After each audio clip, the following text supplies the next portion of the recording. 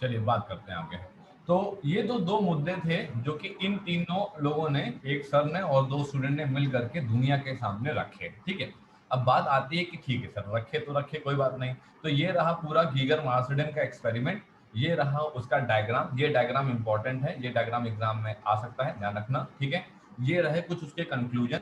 उसके बाद क्या नाम है, रदरफोर्ड ने फिर एक्सप्लेन करना शुरू किया कि भाई देखो, हमने और हमारे स्टूडेंट ने मिलकर के क्या किया है, अब हम दुनिया को बताते हैं। तो दुनिया को उन्होंने बताया और अल्टीमेटली दुनिया को ये पता लगा कि जो तुम्हारे पास एटम है उसके अंदर एक और चीज है जिसका नाम न्यूक्लियस है, ठीक है। यहाँ तक ये जो है बात क्लियर होती है। इन्होंने कहा ठीक है। फिर इन्होंने क्या बताया इन्होंने कहा कि ये तो चलो ठीक है सर, कोई दिक्कत नहीं। अब यहाँ पे एक रिलेशन दिया गया है, ठीक है। Relation relation of number of alpha particles, relation of number of alpha particles and हमारे पास स्कैटरिंग एंगल, ठीक है। ये तुमसे अगर पूछा जाएगा तो क्या नाम है, तुमको हो सकता है ऑब्जेक्टिव में 1 नंबर में सवाल पूछ लिया जाए। इन्होंने कहा कि ठीक है सर, चलो बताओ क्या है। तो सबसे पहले हम आते हैं तुम्हारे पास कि एन नॉट क्या हुआ है। एन नॉट है तुम्हारे पास number of alpha particles, number of alpha particles made incident, sorry incident, ठीक है। Number of alpha particle incident, कितने total number of alpha particle को स्कैटर इंसिडेंट मारा गया था, कितने भेजे गए थे, ठीक है। इसने कहा ठीक है।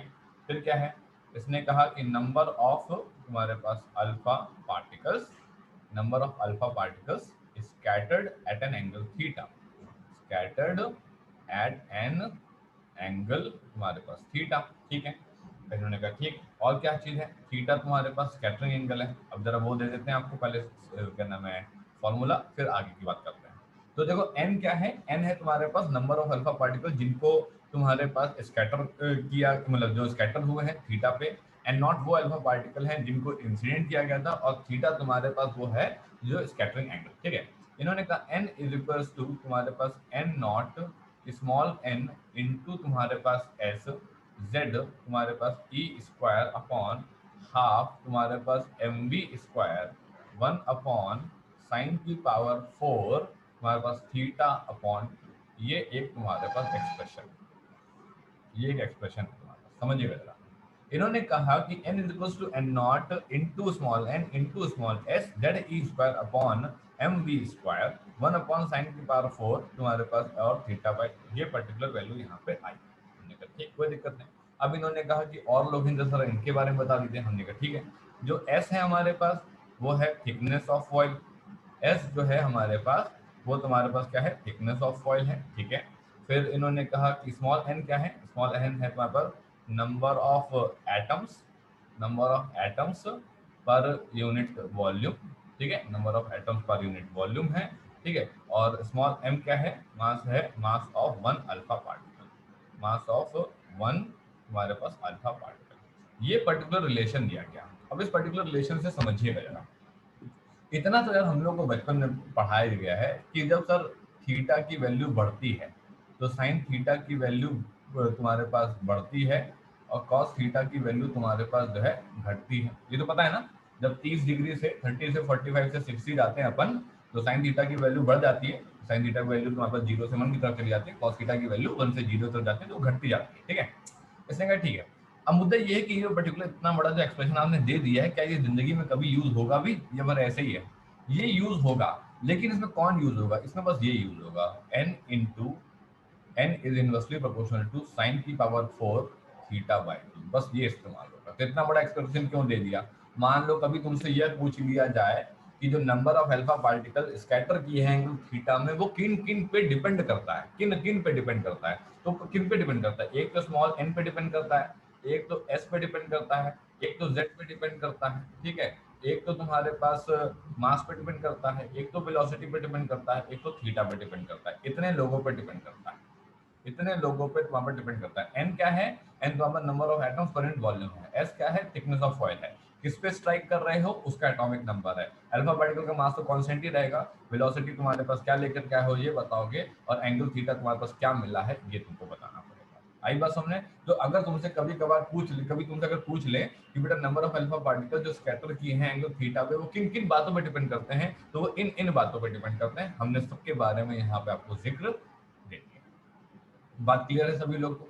कोई दिक्कत तो नहीं, ठीक है, बड़े आराम से आप यहाँ पे इसको निकाल सकते हैं। उन्होंने कहा ठीक है, चलिए ये तो हो गई तुम्हारे पास रदरफोर्ड की कहानी। अब मुद्दा ये है इसमें सवाल सर कैसे बन सकता है। देखो, अगर वो पूछने पे आएंगे तो पूरा का पूरा एक्सपेरिमेंट ही को आप पूछ डालें। अगर पूरा का पूरा एक्सपेरिमेंट पूछ डालें तब तो भैया तुमको ये पूरा एक्सप्लेन करना पड़ेगा, ठीक है, ये एक्सप्लेन करना पड़ेगा, ये डायग्राम बनाना पड़ेगा, ये कंक्लूजन लिखने पड़ेंगे, एंड अपार्ट फ्रॉम दैट तुमको ये दो बातें लिखनी पड़ेंगी।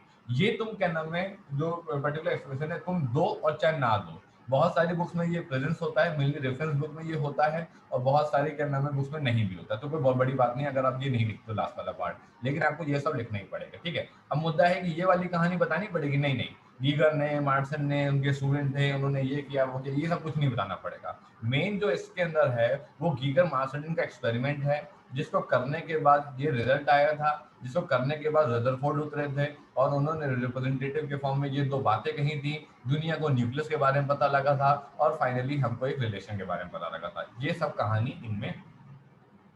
बात क्लियर है सभी लोग को? कोई डाउट तो नहीं है ना? ठीक, सीधी सीधी सी बात है, वो बहुत टफ नहीं है। ठीक, अब देखो, अब नेक्स्ट आते हैं एक शख्स, इनका नाम है distance of closest approach. Distance of closest approach. ठीक, अब ये क्यों आया है पहली बात, क्यों आया है पहली बात, तो ये क्यों पढ़ रहे हैं हम लोग, ये अभी हमने, अगर आपको आपको ध्यान हो भी हमने ऊपर पढ़ाया आपको कि जो चौथे वाले लोग थे, जो चौथे वाले लोग थे, ये चौथे वाले लोग जो थे, ठीक, ये चौथे वाले लोग इसी जगह पे जाकर के रुक गए और इनको रिटर्न होना पड़ गया, है ना, इनको रिटर्न होना पड़ गया। तो इन्होंने कहा कि distance of the closest approach बताती है वो कम से कम दूरी जो कि रहेगी तुम्हारे आने वाले पार्टिकल और न्यूक्लियस के बीच में। क्या मतलब हुआ इस बात का? इसका मतलब हुआ कि सिंपल सी बात है यार, मैं जा रहा हूँ, मैं जा रहा हूँ, जा रहा हूँ, ये यहाँ पे है, बस मैं यहीं तक जा पाऊंगा। इसका रिपल्सिव फोर्स इतना हैवी था कि इसने मुझ पे धक्का लगाया और मैं वापस हो लिया।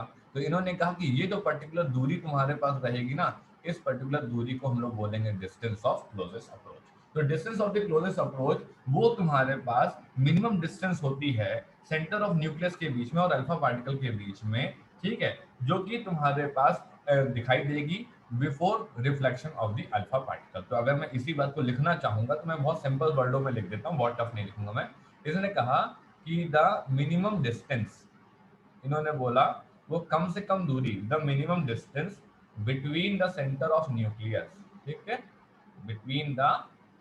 between the center of nucleus, between the center of nucleus, ठीक है, and the alpha particle, and the alpha particle, and the alpha particle, ठीक है, just before it gets reflected, just before it gets reflected। अगर मान लो तुमको क्या नाम है ये डेफिनेशन नहीं भी आ रही थी तो अपने आप बना करके लिख देना, थोड़े टेक्निकल वर्ड घुसेड़ करके, ये नहीं कि आपको बैठ के रटना बैठ कर, कुछ रटना नहीं है। देखो, कम से कम दूरी किसके बीच में, न्यूक्लियस के तुम्हारे पास सेंटर के बीच में, अल्फा पार्टिकल के बीच में, just before it gets reflected, ठीक है, back through 180 degree, back through back through 180 degree, ठीक, is called distance of closest approach, ठीक है। बस टेक्निकल वर्ड का ध्यान देना, टेक्निकल वर्ड मतलब सेंटर ऑफ न्यूक्लियस होना चाहिए, अल्फा पार्टिकल होना चाहिए, रिफ्लेक्शन होना चाहिए, रिवर्स होना चाहिए, 180 डिग्री का अगर वैल्यू लिख दोगे तो बहुत बढ़िया रहेगा,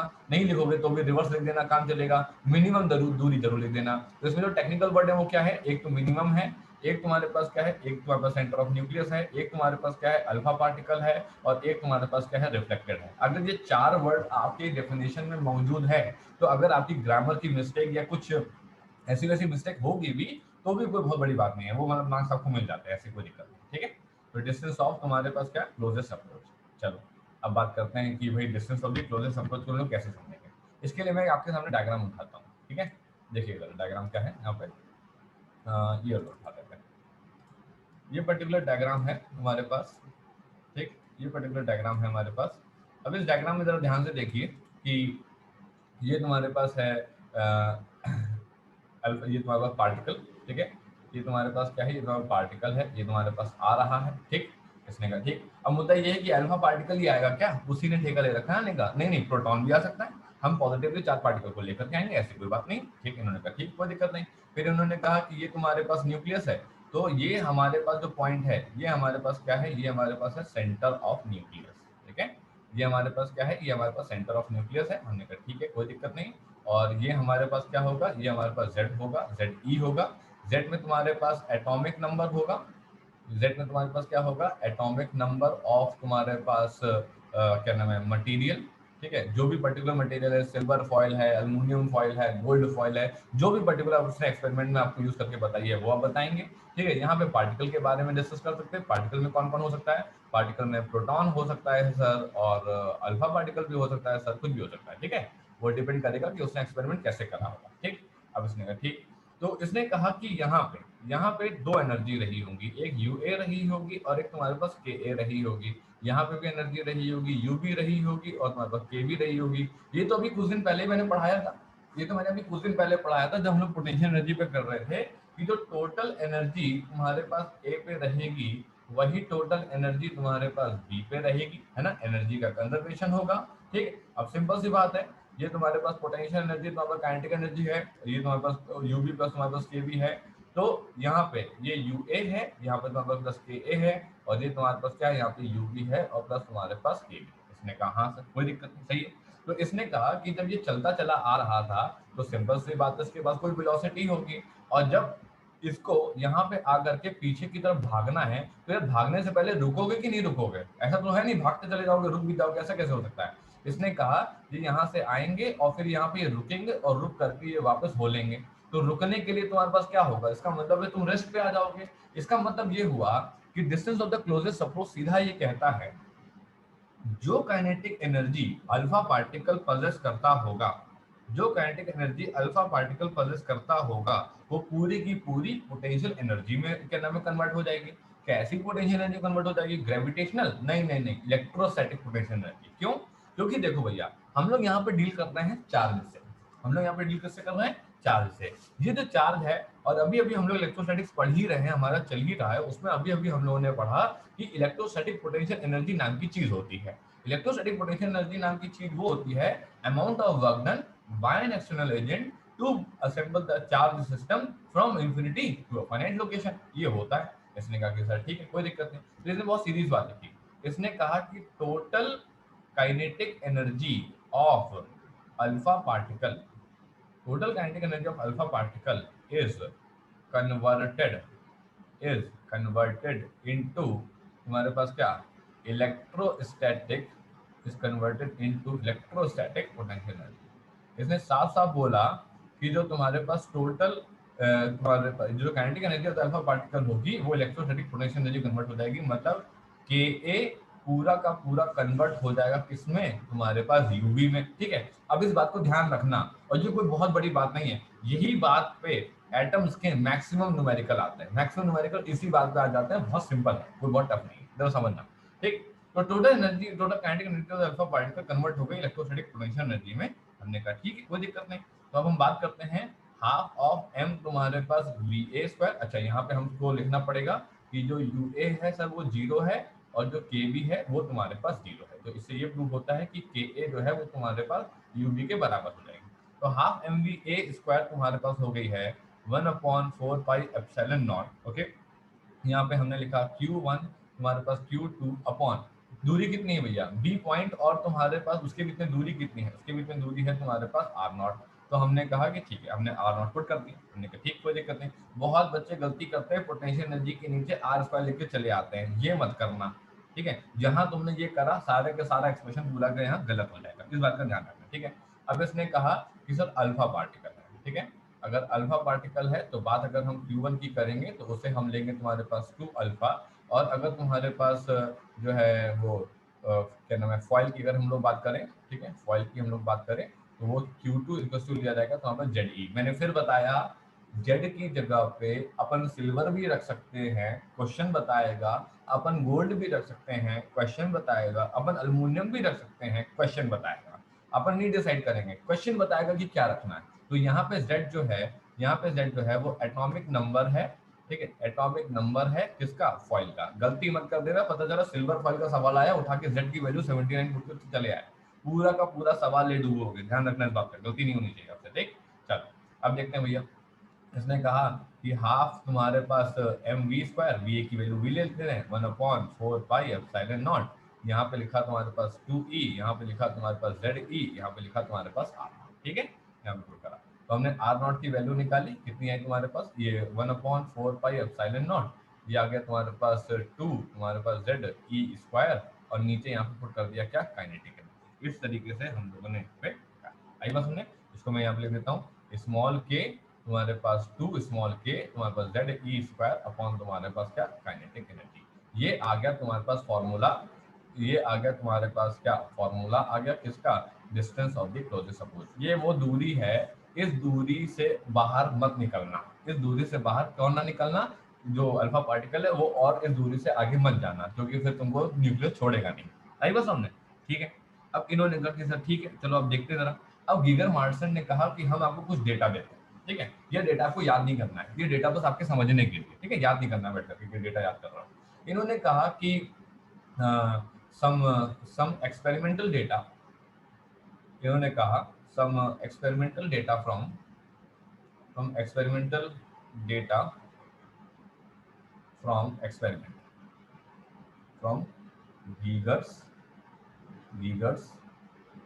Marsden's, नाम कैसे कैसे हैं Giger's Marsden एक्सपेरिमेंट, ठीक है।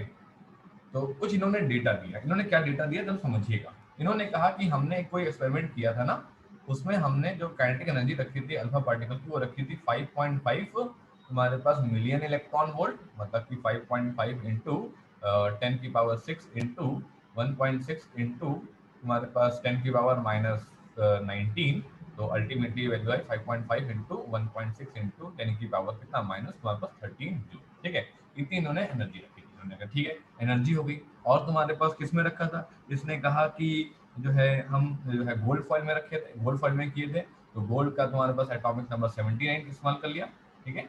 AU होता है ना, AU, हाँ AU होता है, जेड की वैल्यू हो गई तुम्हारे पास 79, ठीक है। इन्होंने R नॉट की वैल्यू निकाली, इन्होंने निकाला तो 2 into 9 into 10⁻9 into 79 into 1.6 into 10⁻⁻19 का whole square upon kinetic energy 5.5 into 1.6 into 10⁻⁻13, ठीक है। इन्होंने ये पर्टिकुलर वैल्यू निकाली, उन्होंने कुछ पता लगा, इन्हें क्या पता लगा, इन्हें पता लगा कि जो तुम्हारे पास 41.3 इंटू 10⁻⁻15 मीटर आया, तो हमें पता है कि ये तो फर्मी होता है, 41.3 तुम्हारे पास फर्मी, ठीक, ये वैल्यू है। इन्होंने कहा ठीक है। अब इन्होंने कहा कि ऐसा है कि जो रेडियस ऑफ द न्यूक्लियस होता है, ये हम लोग आगे पढ़ेंगे न्यूक्लियाई में, अभी तो चैप्टर ही नहीं आया है वो वाला, बट फिर भी हम आपको इतनी बात तो समझा ही सकते हैं कि जो रेडियस ऑफ द न्यूक्लियाई होता है वो 10⁻⁻15 मीटर होता है, मतलब 1 फर्मी होता है।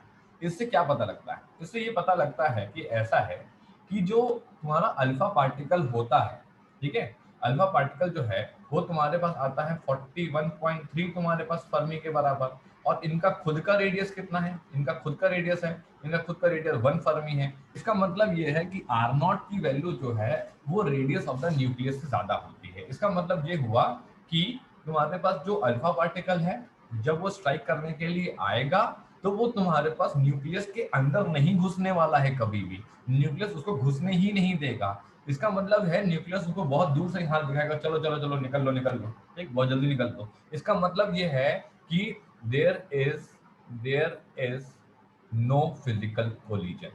इसका मतलब ये हुआ कि there is no physical collision, physical collision होता ही नहीं है। कैसे नहीं होता, मतलब इसको कैसे समझेंगे, ऐसे समझो ना, जैसे मान लो तुम कॉरिडोर पर निकले, प्रिंसिपल मैम आ रही है, ठीक, जब कोई ऐसा टीचर आ रहा है तो बहुत स्ट्रिक्ट है, तो तुम क्या करते हो, तुम देखते हो सीधे जा रहे हो तो, और मैडम आ रही है, तुम सटक ले अपना रास्ता बदल लेते हो, ठीक है। ये वही वाला हिसाब हुआ, ये तुम्हारे पास बड़े बड़े मस्ती से जा रहे थे, हम जाएंगे, हम न्यूक्लियस को परेशान करेंगे, लेकिन न्यूक्लियस ने कहा नहीं कर पाओगे, क्योंकि हम फिजिकल कोलिजन होने ही नहीं देंगे, क्योंकि हम रिपल्शन मार देंगे। इसका मतलब ये हुआ कि distance of the closest approach की जो वैल्यू आई है 41.3 फर्मी, वो तुम्हारे पास 1 फर्मी से ज्यादा आई है। इसका मतलब न्यूक्लियस को छू तक नहीं पाता, न्यूक्लियस को छू तक नहीं पाता। कौन नहीं छू पाता, अल्फा पार्टिकल जो है न्यूक्लियस को छू नहीं पाता। ये इन्होंने यहाँ पे समझाया। सभी लोग को बात समझ आई, ये कहानी कहानी के भाव में है थोड़ा सा पार्ट, ठीक है ना, चैप्टर मतलब ऐसा वाला, ठीक है। बात समझाई सभी लोग को। तो इसमें distance of the closest approach में क्या क्या मेन बातें हैं? मेन बातें ये हैं कि अल्फा पार्टिकल आएगा, सेंटर ऑफ न्यूक्लियस की तरफ आना चाह रहा होगा, लेकिन वो उसको रिफ्लेक्ट कर दिया जाएगा। तो एक कम से कम दूरी आएगी जो इनके बीच में आएगी, उस दूरी का नाम distance of the closest approach है। कंसेप्ट ये कहता है कि अल्फा पार्टिकल अपने साथ काइनेटिक एनर्जी लेकर के आ रहा होगा, वो kinetic energy electrostatic potential energy में कन्वर्ट हो जाएगी, और एज अ रिजल्ट हमको एक आर नॉट की वैल्यू मिल जाएगी, और उस आर नॉट की वैल्यू को हम यहाँ पे इस तरीके से पुट कर। क्लियर है भाई सभी लोगों को बात? किसी को डाउट तो नहीं है? अब एक और बात सुन लो, इन्होंने ये बात तो बताई दी, अब एक और बात सुन लो इन्होंने क्या बताया। इन्होंने कहा एक और शख्स आते हैं, इन्हीं के साथ साथ आते हैं हमेशा वो, ठीक है, उनका नाम है इम्पैक्ट पैरामीटर। उनका नाम है इम्पैक्ट पैरामीटर। अब ये कौन है भैया? इम्पैक्ट पैरामीटर कौन है? इम्पैक्ट पैरामीटर क्या होता है समझिएगा। इम्पैक्ट पैरामीटर क्या होता है, मैं एक डायग्राम देता हूँ पहले आपको डायग्राम से बहुत अच्छे से समझ आ जाएगा। एक तो ये वाला डायग्राम ले लो, और एक ये वाला डायग्राम ले लो।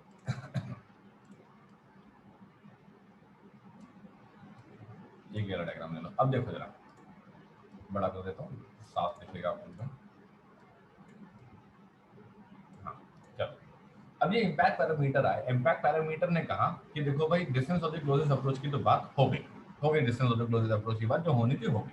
इन्होंने कहा ठीक है, जैसा कि अभी हम लोग यहाँ पे जब जा रहे थे, ठीक है, ऊपर की तरफ यहाँ पे ये वाले जा रहे थे, तो हमने 1 2 3 4 में क्या अंतर रखा था? मैंने 1 2 3 4 में अंतर रखा था डिस्टेंस का, परपेंडिकुलर डिस्टेंस का, ठीक है। ये जो मैंने तुम्हारे पास दूरी यहाँ पे बनाई थी, ये वाली दूरी जो तुम्हारे पास यहाँ बनाई थी, ये तुम्हारे पास कुछ b1 दूरी बनाई थी, है ना। फिर मैंने ये वाली दूरी बनाई थी तुम्हारे पास कुछ यहाँ तक, ये मैंने तुम्हारे पास कुछ b2 दूरी बनाई होगी।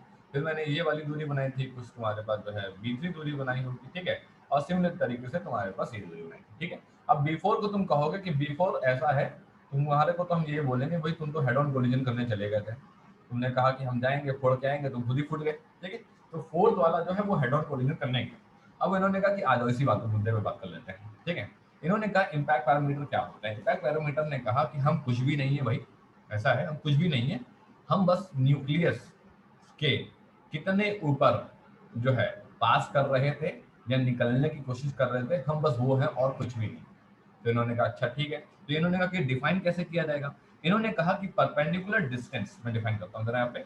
इन्होंने कहा कि परपेंडिकुलर डिस्टेंस, इन्होंने कहा कि परपेंडिकुलर डिस्टेंस, ठीक है, between the centre of nucleus, between हमारे पास सेंटर ऑफ न्यूक्लियस, न्यूक्लियस के सेंटर से, ध्यान रखना, न्यूक्लियस के सेंटर से, सरफेस से नहीं, ठीक, सरफेस से नहीं, सेंटर से, ध्यान रखना, ठीक है।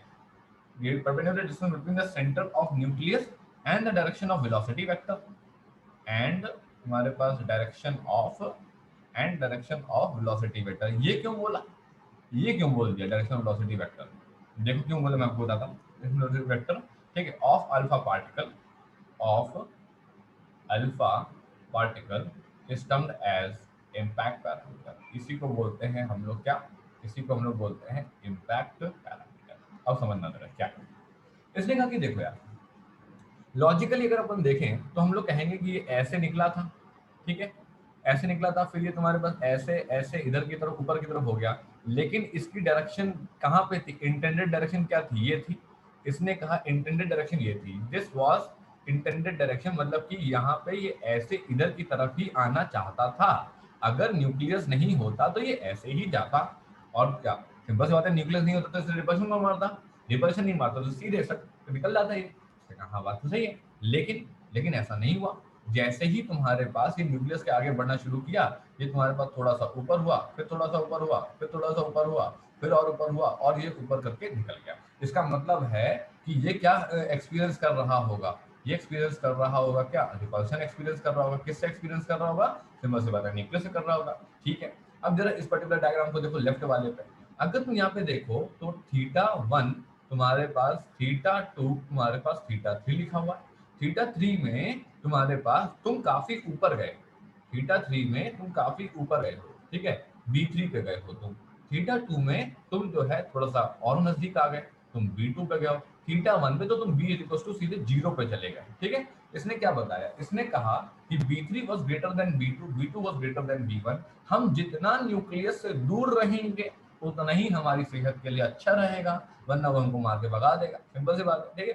तो B1 वाले नहीं माने, वन वाले नहीं माने, वन वाले ने कहा हम तो हेड ऑन कोलिजन मारेंगे, देखें क्या होता है। उन्होंने कहा देखो अभी दिखाते क्या होता है। इन्होंने सीधे उसको उड़ा दिया, वापस भेज दिया।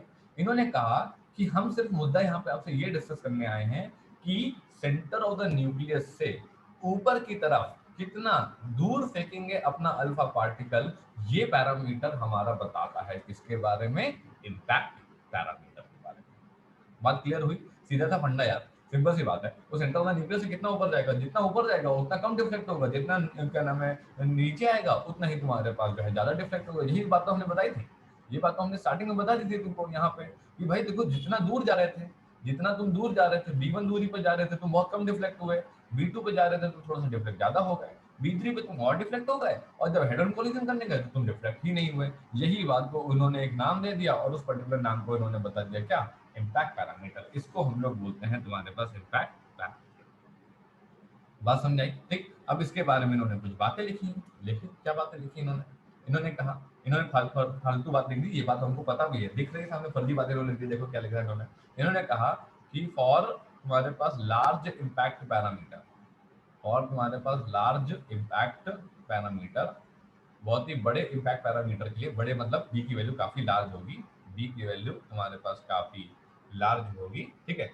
रिपल्सिव फोर्स, रिपल्सिव फोर्स जो कि एक्सपीरियंस किया जाएगा, एक्सपीरियंस्ड बाय, एक्सपीरियंस्ड बाय किसके द्वारा, अल्फा पार्टिकल के द्वारा, ठीक है। ये मत सोचना कि क्या नाम है न्यूक्लियस के द्वारा जो है एक्सपीरियंस किया जाएगा, भाई आ तुम रहे हो तो भगाएंगे भी तुम ही को ना, थोड़ा ना खुद भाग जाएंगे, ठीक है। और लार्ज इम्पैक्ट पैरामीटर बी के लिए बहुत ही लार्ज है। रिपल्सिव फोर्स जो एक्सपीरियंस किया जाएगा अल्फा पार्टिकल के द्वारा वो बहुत ही कमजोर है, बहुत ही कैसा है, कमजोर है। इन्होंने कहा ठीक है, तो alpha particle, alpha particle almost, almost undeflected है। अनडिफ्लेक्टेड का थोड़ा डिफ्लेक्ट हो तो रहा है, एक्चुअल में ये जो थोड़ा है ना ये बहुत थोड़ा है, मतलब ये कि डिफ्लेक्टेड, हाँ डिफ्लेक्टेड थोड़ा जो है ये ऐसा है 5 डिग्री से लेकर के तुम्हारे पास 15 डिग्री, तो इसको तो है मान के चल रहे हैं कि ना ही मतलब डिफ्लेक्ट नहीं हुए हो ना, बहुत ही कम डिफ्लेक्शन हुए, इसलिए मान के चल रहे बहुत ही तुम्हारे पास कम है ना के बराबर है। ऐसे होता है ना कि इतना कम नमक डालो कि ना के बराबर डालो, तो बस वही बात है, इतना कम डिफ्लेक्शन हुआ है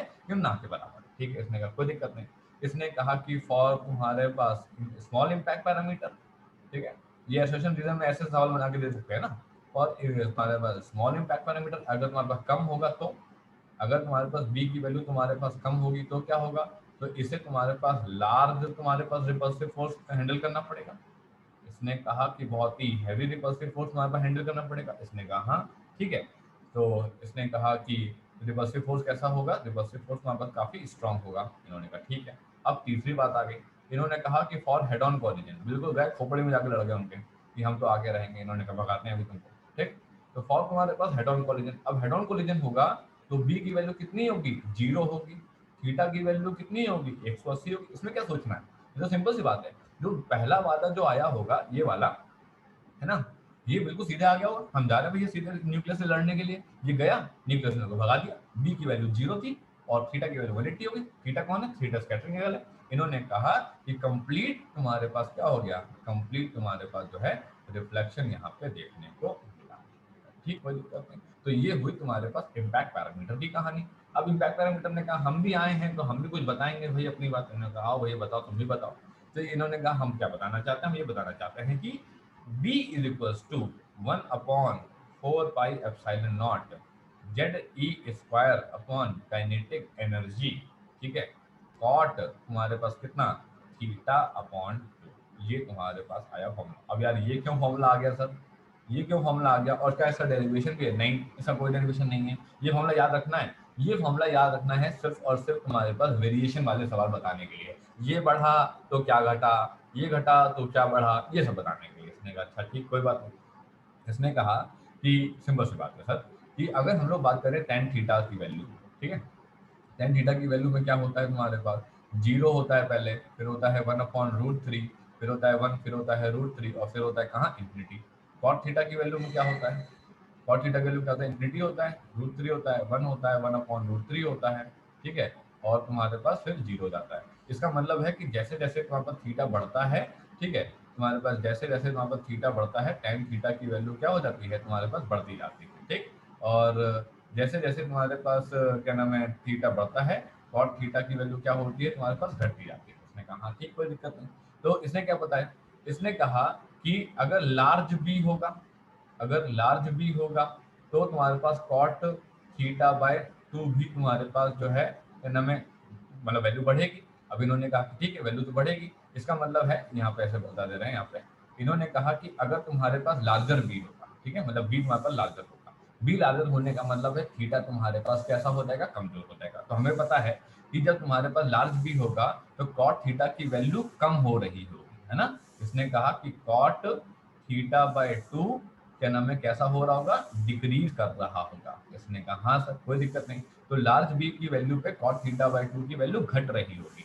और अगर तुम्हारे पास स्मॉल बी की वैल्यू हो जाए, और अगर तुम्हारे पास स्मॉल बी की वैल्यू हो जाए तो कॉट थीटा बाय 2 की वैल्यू तुम्हारे पास क्या हो रही होगी, तुम्हारे पास बढ़ रही होगी। तो सीधा सा फंडा है कि जैसे जैसे तुम्हारे पास थीटा बढ़ता है वैसे वैसे tan थीटा बढ़ता है, cot थीटा घटता है, ठीक है। और अगर लार्ज बी की वैल्यू है तो cot थीटा बाय 2 की वैल्यू तो कम हो जाएगी, और अगर स्मॉल बी की वैल्यू तो cot थीटा बाय 2 की वैल्यू तुम्हारे पास बढ़ जाएगी। सीधा सा मतलब ऐसे आपको समझ तो ये पॉइंट नहीं समझ में आया।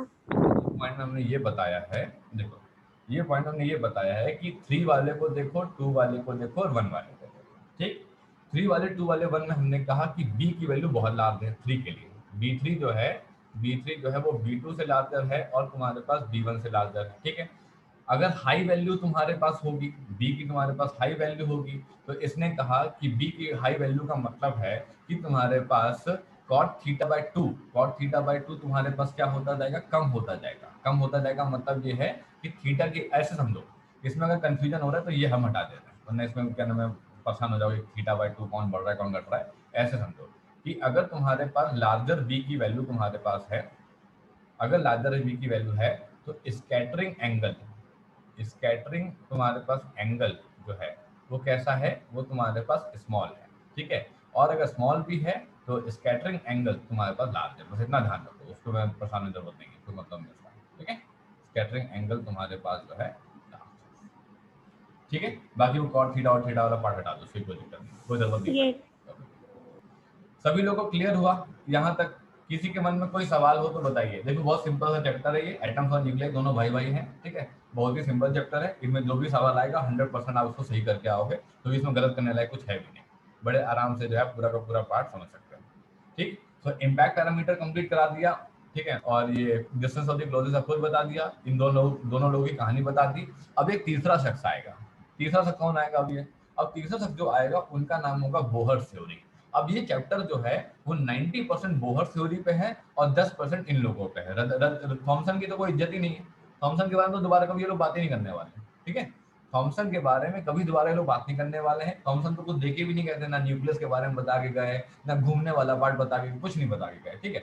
अब मुद्दा ये है, आप कहोगे घूमने वाला पार्ट तो अभी रदर ने भी नहीं बताया, रदरफोर्ड ने भी कहाँ बताया घूमने वाला पार्ट, उसने तो बस इतना बताया न्यूक्लियस होता है। तो घूमने वाला पार्ट कौन बताएगा, घूमने वाला पार्ट बताएगा बोहर, ठीक है। अब मुद्दा ये है कि सर बोहर क्यों आया होगा, ये हो तो क्या पूरी कहानी। अब इन्होंने इसको फेल कैसे किया, इन्होंने इसको फेल किया, ठीक है। बोहर ने आकर के रदरफोर्ड को कंप्लीटली फेल कर दिया कि रदरफोर्ड तुम्हारी न्यूक्लियस वाली बात को हम एक्सेप्ट करे ले रहे हैं, लेकिन तुमने जो है घूमने वाली बात नहीं बताई है, ठीक है। क्यों नहीं बताई है, कैसे फेल हुई, ये मैं आपको अगली क्लास में एक्सप्लेन करूंगा, ठीक है। तो अगली क्लास में हम लोग स्टार्ट करेंगे drawback of the Rutherford model, ठीक है। रदरफोर्ड मॉडल में क्या गलती हो गई थी, दुनिया ने रदरफोर्ड मॉडल से क्या लिया और क्या छोड़ दिया रदरफोर्ड मॉडल को। इसके बाद हमारे मिस्टर बोहर आए, बोहर ने सारी कहानी बताई और उसके बाद से हम बोहर थ्योरी को फॉलो करना शुरू कर दिया, ठीक है। चलिए कल सुबह मिलते हैं।